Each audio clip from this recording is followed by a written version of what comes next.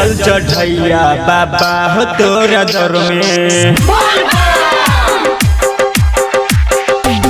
कोना के जल चढ़ैया बाबा हो तोरा दर में। कोना के जल चढ़ैया बाबा हो तोरा दर में। चोरी के चहल गेले बाबा हो, छोरी के चल गेले जान भतरा के घोड़ में। कोना के जल चढ़ैया बाबा हो तोरा दर में। केना के जल चढ़ैया बाबा हो तोरा दर में। कोना के जल चढ़ैया बाबा हो तोरा दर में। छोरी के चहल गेलो बाबा हो, छोरी के चल गेल जन भतरा के घर में। कोना के जल चढ़ैया बाबा हो तोरा दर में। लाल बाबू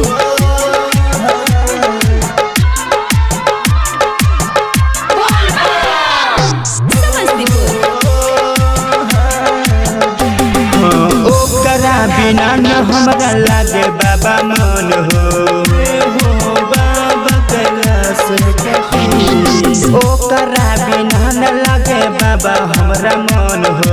नहीं मन दिल हमर खोज सुबह शाम हो। छोरी के चहल गेल भतरा के शहर में। कोना के जल चढ़ैया बाबा हो तोरा दर में। छोरी के चहल गेलो बाबा हो, छोरी के चल गेलै भतरा के छोरी शहर में। कोना के जल चढ़ैया बाबा हो तोरा दर में। लाल बाबू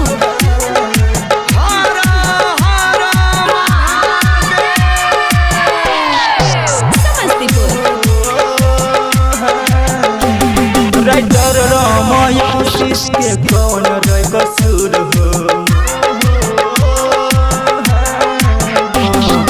चांदू यमिका के कौन रे कसूर हो। ओकरा से काहे कैलो जान के तू दूर हो। छोरी के चहल गेल जन अपना घर में।